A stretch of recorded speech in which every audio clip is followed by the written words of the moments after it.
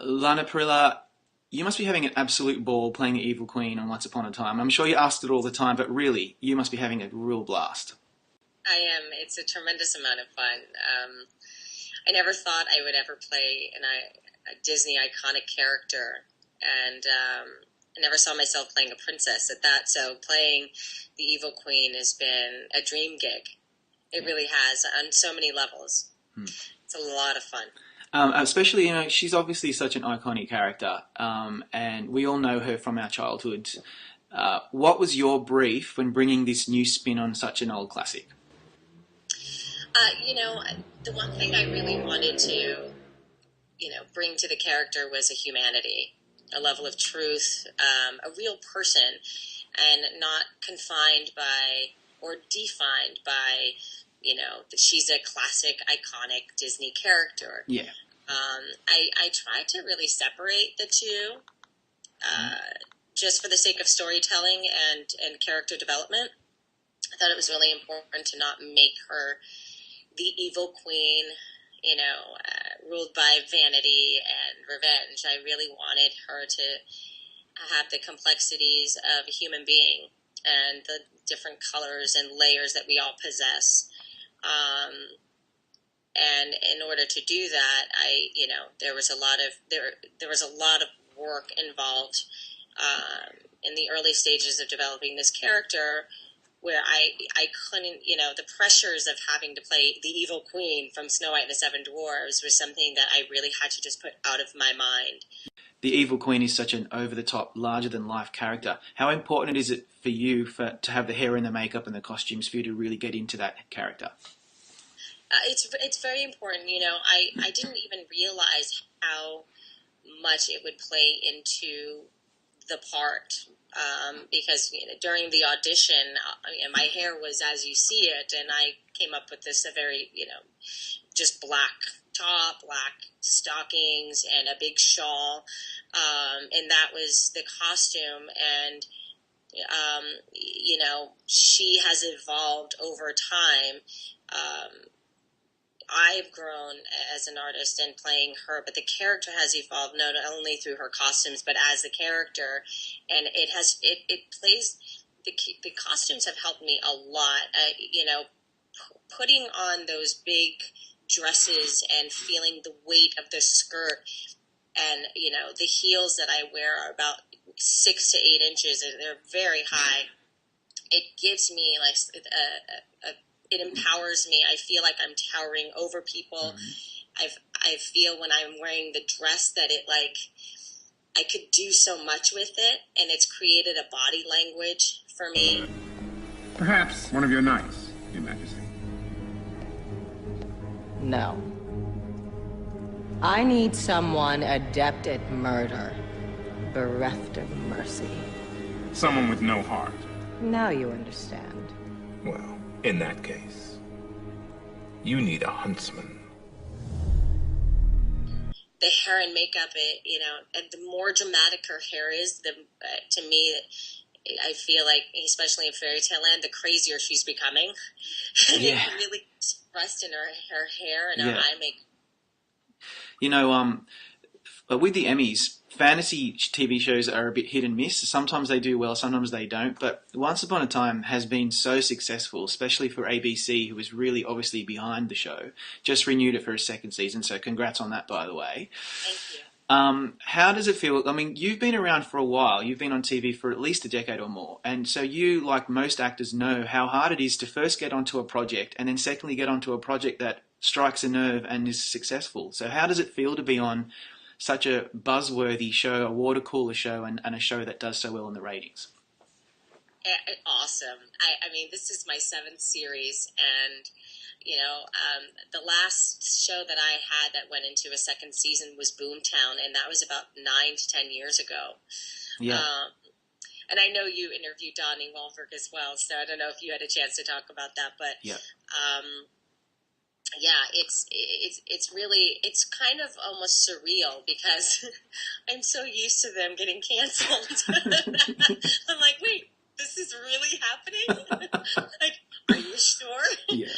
It feels great. It also kind of takes the pressure off for the first time in a really long time, which has been nice to kind of enjoy a hiatus and travel and do the things I haven't been able to do, during this time off. Are you based in Vancouver permanently while the show is running?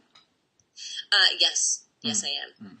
Yeah. So you mentioned Boomtown. I was I was going to raise that later, but we might as well go there now. That was probably your breakout role. I remember you very clearly, and I was such a fan of the show back then. It was so groundbreaking for a network show to be so raw and so well written. Unfortunately, it died very early on in the second season. But some of the actors that you played against, like Donnie Wahlberg and Neil McDonough, are now working in other shows. And do you ever see them? Ever see any of the Boomtown people in your travels generally?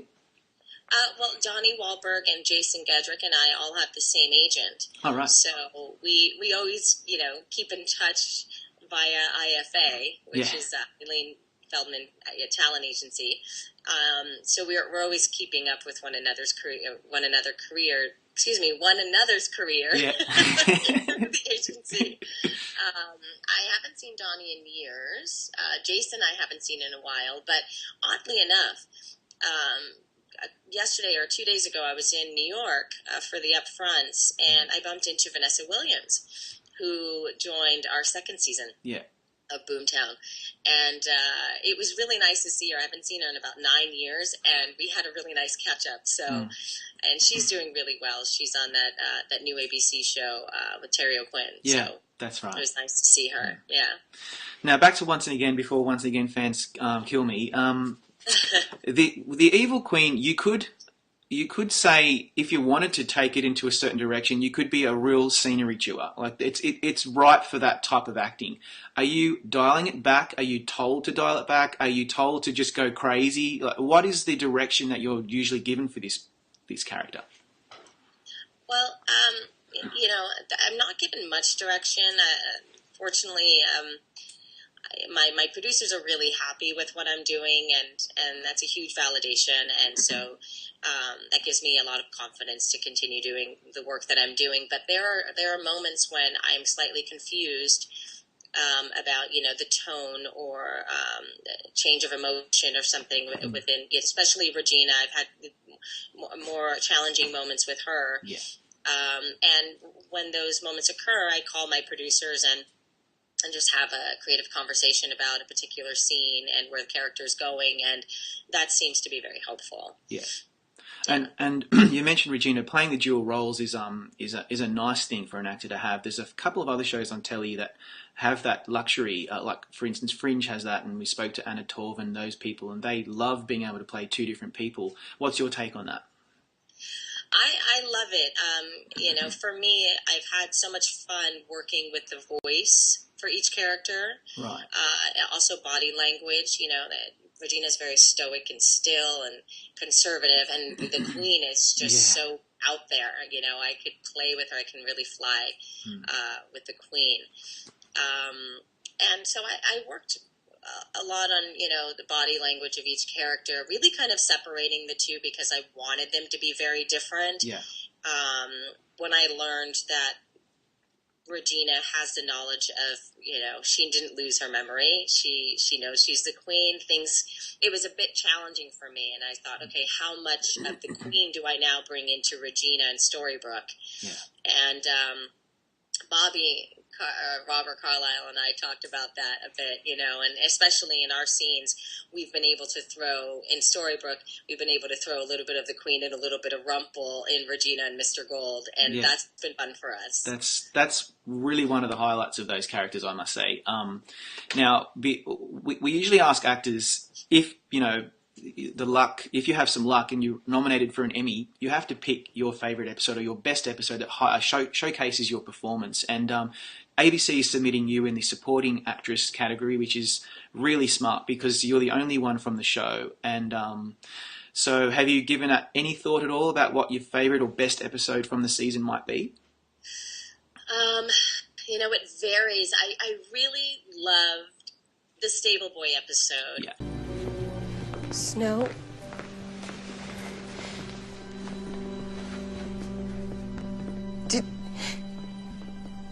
Did you tell her about me and Daniel? Yes. But I told you very specifically not to. I'm sorry. I just didn't want you to lose your mother. Like I've lost mine.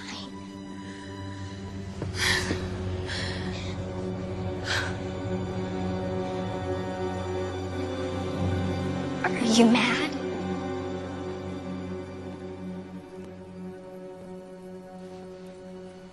No. I'm not mad at all. You were just trying to help me. And I think it's partially because we really saw Regina in a different light. There's that last scene with young Snow White, and Regina's wearing that wedding gown.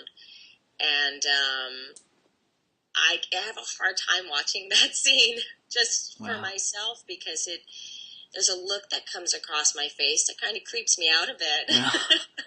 Yeah, it just creeps me out. And it's rare that I have moments like that, where it's hard to watch. It's always hard to watch yourself up on, screen. But I don't see myself at all in that scene. Like, I am so far removed from the character that it creeped me out a bit. Wow. So I do like my performance in that episode very much. That's one of my favorites. And also the one that just aired, Apple as Red as Blood, I think it's called. Yep. I really like that episode. And a part of it is, we really got to play out the most iconic scene in Disney, when the Queen gives Snow White the apple and she has to take a bite out of it. That scene, I really loved. I really loved that scene. Yeah, total highlight from the season, I think. Yeah, it was. And that day, I remember we were filming it. It was so challenging. We were out in Aldergrove, here in Vancouver, and it was so windy. It was this huge windstorm where our ears were actually in so much pain from the cold and the wind that we had to shut down production for about an hour and change. And we had to relocate the scene. You wouldn't know it, but we had to actually relocate the scene because it was just too important, right? We couldn't fight against nature, and so we shut down production so we can really nail the scene. And I believe as a team, crew and actors and everyone involved, director, we really made it work. Now, consulting with a very important Once Upon a Time fan that I know well, she says that The Stable Boy is your best episode by far, because it would have been a refreshing change to play the evil queen but not evil, because it's really about how she becomes the way she is. You've also got episode 2, The Thing You Love the Most, and episode 7, The Heart is a Lonely Hunter. They're good as well, I'm told. But my opinion is Stable Boy. I think you've hit the nail on the head. And speaking of that episode, working with Barbara Hershey, that would have been super exciting. She's such a well-acclaimed actress and so well-respected. Tell us about working alongside her. It was such a joy. She really is an actor's actor, and I'm big on rehearsals. I love to work a scene until right until the moment when we're about to shoot. And I went up to her. She came into the hair and makeup trailer to meet everyone, and it was on a Friday. And we were scheduled to shoot together on Monday, and I asked her if she was free, that I'd love to get together with her over the weekend, and she was so open to it. And I met with her on Sunday, and we were talking about the characters, and we learned about each other as well. And I really think it fed into the performance. Mm-hmm. Just taking that time out to work together, over the weekend really gave us, the confidence and the security, and it was also quite believable that these two were mother and daughter. And I love an actor that she takes the work very seriously, and I respect that. Even in standing behind me while my hair and makeup is getting done, and she's running lines with me, wow. I love that. And I had a blast working with her. I'm very much looking forward to her return because she will come back in the second season. Oh, great. That's good to know. Yeah. That's a little. She'll have her story. You're going to learn about her as well, Cora. That's some scoop for our Once Upon a Time fans. Now, I'm going to finish up by talking to you about the cast because the chemistry amongst you all is really, it's really something, and it's really rare because even though every actor I've ever spoken to, and I've spoken to about 150 of them by now, they've all said, oh, we all love each other and, it's just like kumbaya and we sing around the fire, but you can totally tell when a show is not really working, when the actors just aren't really gelling on screen. Yours are not like that at all. Like your chemistry with Jennifer and especially Robert is totally obvious. And so tell us firstly about working with Robert, and then I'll give you his take. Okay. Working with Robert has been a real treat on multiple levels. First and foremost, I've always been a fan of Train Spotting and Full Monty, and his instrument is so free and is so grounded and honest, and so I've always respected him as an actor. To have the opportunity to work with him has been awesome. I've learned a tremendous amount from him, and it happened mostly in the second episode when we did the jail scene together.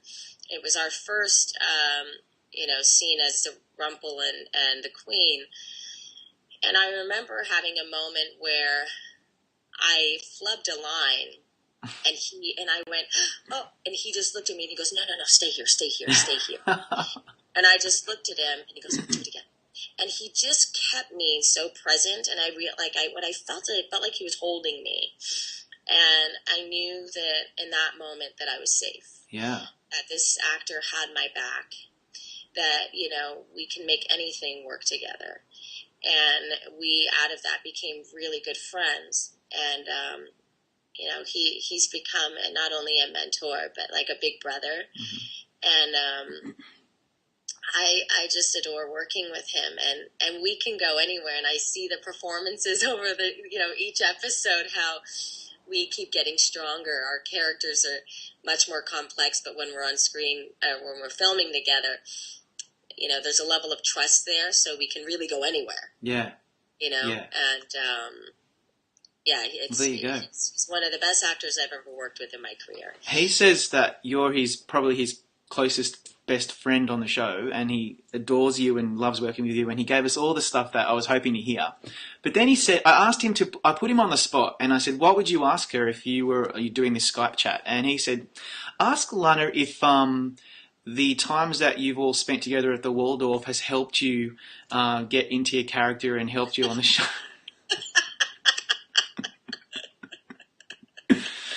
So I was hoping that would, I don't know, he said, his words were, it gets really messy. So. Yeah. I think all the times at the Waldorf and some have helped us a tremendous amount, yes. And not only the Waldorf, but everywhere. On set, off set, rolling smokes. We both have it. That's when we realized, okay, we're going to be friends. Mm-hmm. If anything, we'll be good friends. Like we both roll our smokes, right? And it was like day one. We just met. We were both stepping outside. And it was like, do you want to have a fag? Yeah, let's have a fag. I was like, okay. And we're both sitting rolling, and we're like, I think we're going to get along. Wow. For anybody who's ever smoked, people who don't smoke will not understand that. But anyone who's ever smoked knows that is actually a real way to connect with someone. It really is. It's so rare. Not many people roll, right? No. Wow, that's cool. I like that. All right, well, listen, good luck with the Emmys and whatever happens. Once Upon a Time will certainly will feature. It's the costumes and the sets and the way the show's designed. But maybe the actors might make a dent as well. And we wish you all the best and good on you for season 2, and hopefully it will continue. Thank you, Rob. It was really great talking with you. Thank you very much.